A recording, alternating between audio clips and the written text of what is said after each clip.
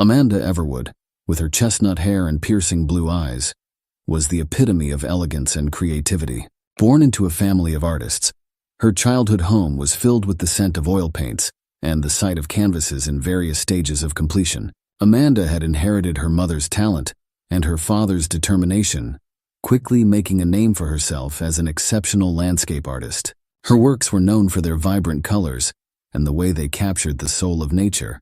Richard Everwood, in contrast, came from a lineage of lawyers.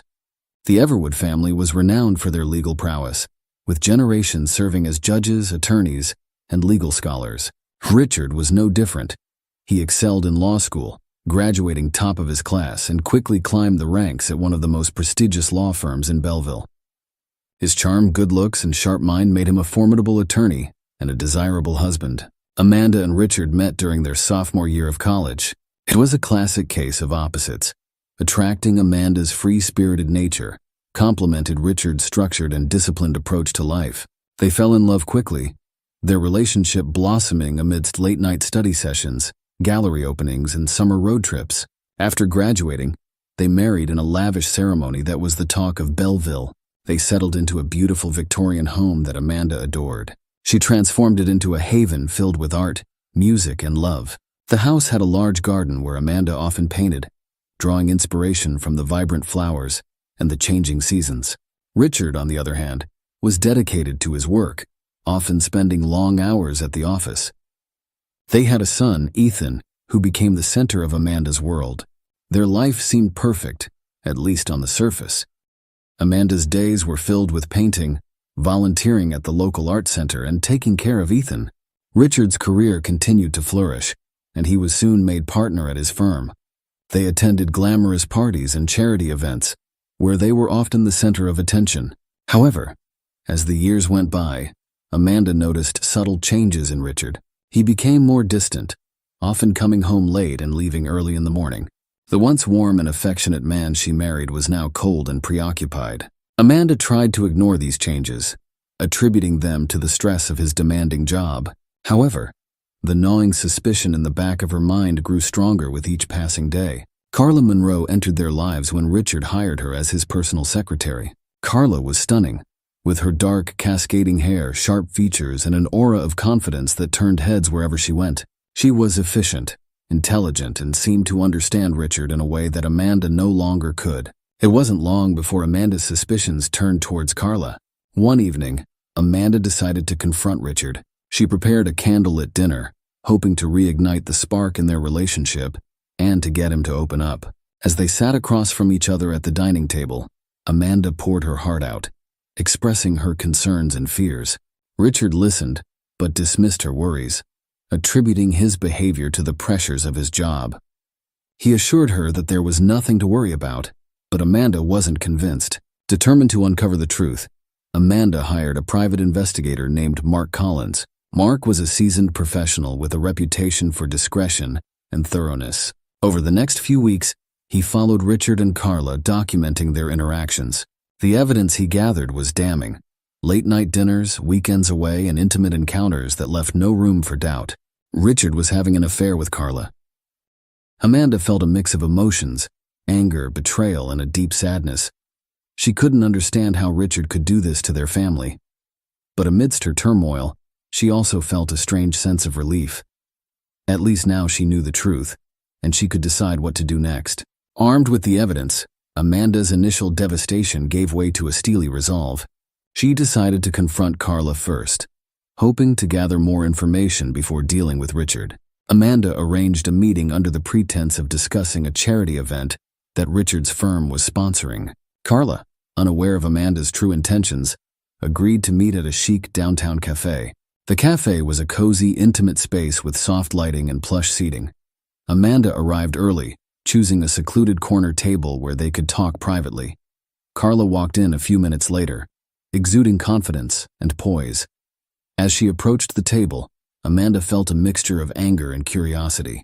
Carla greeted Amanda warmly and commented on how beautiful the cafe was. Amanda, hiding her true feelings, replied politely and steered the conversation towards Richard. She mentioned how Richard had been spending a lot of time at the office and asked how he was handling the workload.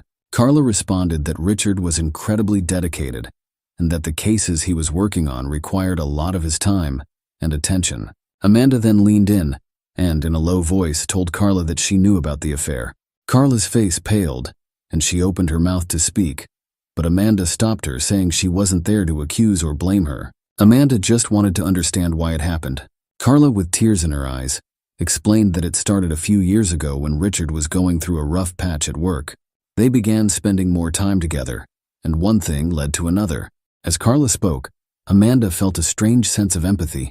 She could see the pain in Carla's eyes, a reflection of her own turmoil. By the end of the conversation, they had formed an unexpected connection. Amanda was captivated by Carla's intelligence and charisma, while Carla found solace in Amanda's understanding and compassion. In the weeks that followed, Amanda and Carla continued to meet in secret. What had started as a confrontation evolved into a complex relationship. Their meetings became more frequent, and their bond deepened. One evening, Carla invited Amanda to her apartment, ostensibly to review some documents related to the charity event. The apartment was a stylish, modern space, with floor-to-ceiling windows offering a stunning view of the city. As they sat on the couch, sipping wine and talking, the tension between them grew palpable. Carla set her glass down and looked into Amanda's eyes, saying that she had developed feelings for her. Amanda's heart raced. She had felt the same way, but had been too afraid to admit it. She confessed that she felt the same way. Their lips met in a passionate kiss, and that night, they crossed the line from emotional connection to physical intimacy. The affair was intense, a whirlwind of stolen moments and secret rendezvous. Amanda felt alive in a way she hadn't in years, but she was also plagued by guilt and fear. They would meet in secluded spots around the city, hidden corners of parks, out-of-the-way cafes, and Carla's apartment, where they felt free from the prying eyes of the world. Their conversations ranged from deep, philosophical discussions to light-hearted banter. They shared their hopes, dreams, and fears, forming a bond that went beyond physical attraction. However, Amanda was acutely aware of the precariousness of their situation. She knew that if Richard found out, the consequences would be dire. Despite this, she couldn't bring herself to end the affair. Carla had become an essential part of her life, filling a void that she hadn't realized existed. Richard's suspicions grew as he noticed Amanda's changed behavior. She was more distant, often lost in thought, and seemed to have a newfound sense of confidence. Richard's paranoia led him to install a hidden camera in Carla's apartment, suspecting that Amanda might have discovered his affair and was plotting against him. When Richard reviewed the footage and saw his wife with Carla, his rage and sense of betrayal reached a boiling point. He felt emasculated and humiliated, convinced that both women had conspired against him. Richard began to meticulously plan his revenge, determined to regain control over his life. One stormy night, Richard invited Amanda to his office under the pretense of wanting to discuss their relationship and find a way forward. Amanda, hopeful for reconciliation, agreed. As she entered Richard's dimly lit office, she was struck by the coldness in his eyes. Richard told Amanda to sit down, his voice devoid of emotion. Amanda took a seat, her heart pounding. She started to speak, but Richard cut her off, slamming a folder of photographs on the desk. He said he knew everything and knew about her and Carla. Amanda's eyes widened in shock as she looked at the incriminating photos.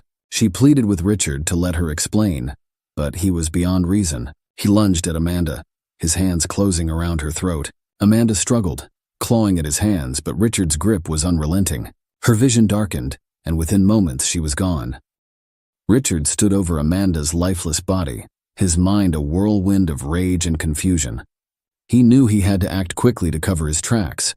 He staged the scene to make it look like a robbery gone wrong, ransacking the office and scattering papers everywhere. He then drove to Carla's apartment, his anger boiling over. Carla was startled to see Richard at her door. She asked what he was doing there, her voice trembling. Richard pushed past her, his eyes wild with fury. He accused her of ruining everything and seducing his wife, destroying his family. Carla backed away, fear gripping her heart, and begged Richard to listen to her and understand that it wasn't like that. But Richard was beyond listening. He lunged at Carla, but she managed to evade him, grabbing a heavy vase and smashing it over his head. Richard staggered, momentarily disoriented. Carla seized the opportunity and fled. Running into the night with nothing but the clothes on her back, she ran through the rain-soaked streets, her mind racing with fear and confusion. She had to get as far away from Richard as possible. She knew that if he caught her, he would kill her. Carla reached the outskirts of town and found an old abandoned cabin. She slipped inside, her body trembling with adrenaline and terror.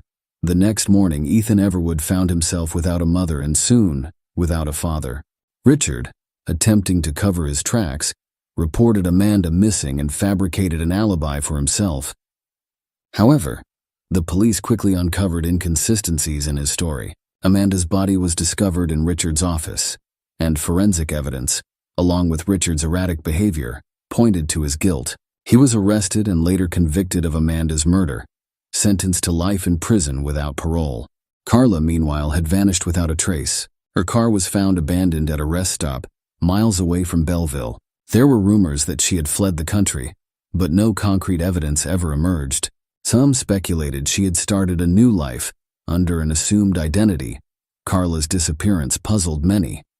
Growing up in a household marked by religious fervor and violence, Carla had endured years of suppression and fear. Fleeing wasn't just an escape, it was a lifeline to freedom. She feared the repercussions of being discovered by her family, knowing all too well the horrors they could unleash upon her, driving her to vanish without a trace, leaving behind a life of oppression for one of uncertain liberty. Ethan, now orphaned, was taken in by Amanda's sister, Lydia, who raised him with love and care. The Everwood home, once filled with laughter and love, stood silent, a stark reminder of the tragic events that had unfolded. Lydia did her best to create a stable environment for Ethan, but the shadow of his parents' tragedy loomed large over his childhood. She often wondered what kind of man Ethan would grow up to be, carrying the weight of such a dark legacy. Carla's escape was not without difficulty. She knew she had to leave Belleville and disappear completely. She had some cash saved up and used it to buy a bus ticket to the nearest big city. From there, she moved from place to place, using different names and taking on various odd jobs to survive. Her once confident and poised demeanor was replaced by constant anxiety and fear of being recognized. Carla found temporary solace in small towns, where she could blend into the background. She dyed her hair, changed her appearance, and avoided making close connections with anyone. Each time she felt someone might recognize her, she moved on.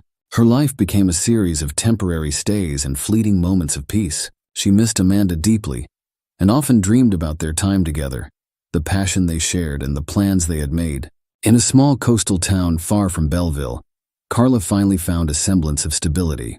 She took on a job at a local diner, working long hours and keeping to herself. The town was quiet, and the people were friendly but respectful of her privacy. For the first time in months, Carla began to relax and let her guard down a little. She rented a small, modest apartment and tried to rebuild her life, though the fear of being discovered never entirely left her. Ethan, now a teenager, struggled with the burden of his family's dark history. He was a quiet, introspective boy, often lost in thought. Lydia did her best to provide a loving home, but Ethan couldn't escape the whispers and stares from those who knew about his parents. School was a challenge, with classmates either avoiding him or bullying him for his father's crime. Ethan found solace in books and spent hours at the local library, immersing himself in stories far removed from his reality. Lydia encouraged Ethan to pursue his interests, hoping to provide him with a positive outlet. He developed a passion for writing, pouring his emotions and experiences into his stories. His teachers noticed his talent and encouraged him to pursue a career in literature. Despite the darkness of his past, Ethan found hope in the future he could create for himself. One day, while browsing through old family photo albums, Ethan came across a photograph of his parents during happier times. They looked so in love, so full of life. He wondered how everything had gone so wrong. Determined to understand, Ethan began to dig deeper into his family's history. He read old newspaper articles, interviewed people who had known his parents, and pieced together the story of their lives. Ethan's investigation led him to discover the affair between his father and Carla. He was shocked and saddened by the betrayal, but he also felt a strange connection to Carla. He wondered what had happened to her after that fateful night. His search for answers led him to contact Mark Collins, the private investigator Amanda had hired. Mark, now retired, was hesitant to reopen old wounds but was moved by Ethan's determination. Mark shared with Ethan the details of his investigation, the evidence he had gathered, and the events that had transpired. Ethan learned about the confrontation between his mother and Carla, their subsequent affair, and the night his mother was murdered. Ethan felt a mix of emotions: anger, sadness, and a deep need for closure. Determined to find Carla, Ethan followed the trail she had left behind. He visited the places she had stayed, talked to people who had encountered her, and slowly pieced together her journey. The trail eventually led him to the small coastal town where Carla was now living. Carla was working her usual shift at the diner when Ethan walked in. She didn't recognize him at first, but as he approached her, she saw a familiar sadness in his eyes. Ethan introduced himself, explaining that he was Amanda and Richard's son. Carla was stunned and filled with a mixture of fear and hope. She invited Ethan to sit down, and they began to talk. Ethan told Carla about his life, his struggles, and his search for answers.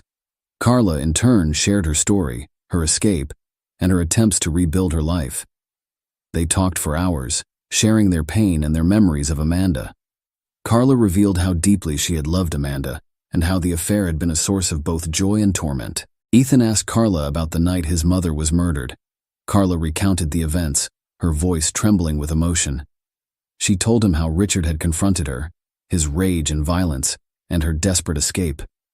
Ethan listened intently, feeling a mix of anger towards his father and compassion for Carla. Ethan decided to stay in the coastal town for a while, to get to know Carla better, and to find some closure for himself. They spent a lot of time together, talking about Amanda, sharing stories, and helping each other heal. Carla found comfort in Ethan's presence, and Ethan felt a sense of connection and understanding that he had never felt before. As time went on, Ethan and Carla's relationship grew stronger. They became a support system for each other, helping to heal the wounds of the past. Ethan continued to write, inspired by the stories Carla had shared and the strength he saw in her. Carla found a new sense of purpose, helping Ethan and finding a way to move forward with her life. Years passed, and Ethan published his first novel, a fictionalized account of his family's story. The book received critical acclaim, and Ethan was praised for his emotional depth and storytelling ability. He dedicated the book to his mother, Amanda, and to Carla, who had shown him the importance of understanding and forgiveness. Carla, meanwhile, continued to live in the coastal town, finding peace and stability. She stayed in touch with Ethan, visiting him often and watching him grow into a successful writer. She found solace in the fact that she had been able to help Ethan find closure and that they had both found a way to move forward. The Everwood murders became a notorious case in Belleville, a cautionary tale of deceit, betrayal, and the devastating consequences of hidden passions.